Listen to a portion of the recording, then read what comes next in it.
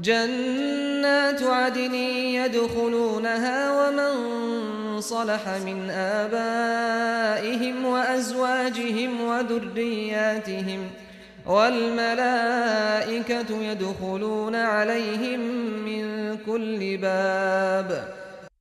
همان باغهای جاودان بهشت که آنان و هر یک از پدران و همسران و فرزندانشان که نیکوکار بوده اند وارد آن می شوند و فرشتگان از هر دری بر آنان در می آیند.